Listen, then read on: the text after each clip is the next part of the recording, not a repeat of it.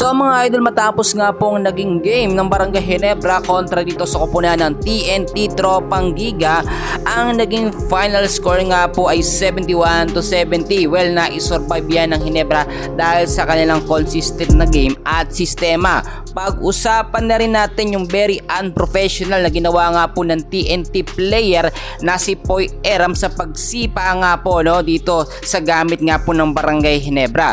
Well, bago natin yan ipagpatuloy pag-usapan, please huwag niyo po muna kakalimutan na mag-like and subscribe sa ating channel. Maraming salamat po. Tignan muna natin mga kaibigan, nakita nyo, malakas ang starting 5 na lineup nga po ng Barangay Ginebra at masasabi natin so far nakuha ni Coach Tim Con yung tamang sistema at lineup para sa Barangay Ginebra. So ngayon at nakita naman natin hindi rin ganun ka-consistent ang panalo ng Ginebra. May panalo, may talo, which is normally ganyan naman talaga, pero nasa top 2 sa standings eto nga pong Barangay Ginebra. Tignan natin mabuti muna. Nasa starters etong si Justin Brownlee, si Scotty Thompson, si Japet Aguilar, si Jamie Malonzo at si Stephen Holt. Pero marami tayong napansin dito na talagang si Justin Noy Brownlee ang nagbigay ng mataas na puntos.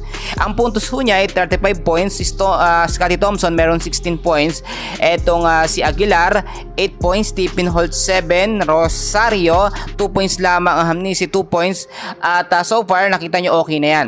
Kapag wala kasing Justin Brownlee mga kaibigan sa Barangay Ginebra, nahihirapan manalo ang Ginebra kahit sa TNT Tropang Giga. Alam nyo yung TNT, malakas talaga nakakupunan yan. Marami ngayon nagsasabi doon sa mga last quarter, especially pagdating ng third and fourth quarter ng game, crucial game na talaga yun. Yun yung sinasabi natin na pagka nagkamali ka ng kahit isang tira lang, talo ang kupunan mo. Pero nakita nyo, pumutok pa rin si Justin Brownlee noong mga huling quarter, which is nakapagtala pa siya ng 35 points. Para sa akin mga kaibigan, hindi talaga pwedeng mawala sa starting lineup etong si Justin Brownlee or ma-injury. Kapag na-injury etong si Brownlee mga kaibigan, napakalaking problema ang mangyayari ngayon sa Barangay Ginebra.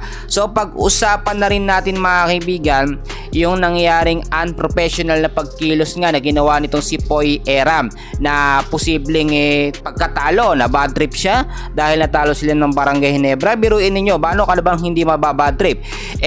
1 point lamang ang kalamangan ng Barangay Ginebra. Hindi pa lang nila naitabla o nakalamang man lang ng kahit 2 puntos o 1 puntos.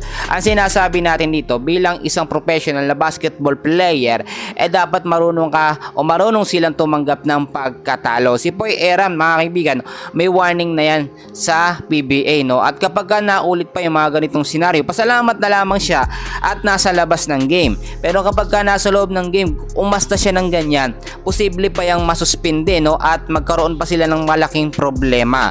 Pero so far, congratulations sa Barangay Ginebra. Sana ay magtuloy-tuloy ang panalo nila sa mga susunod na game. Yan muna ang update natin, and please huwag kalimutan mag-like and subscribe. Maraming salamat po.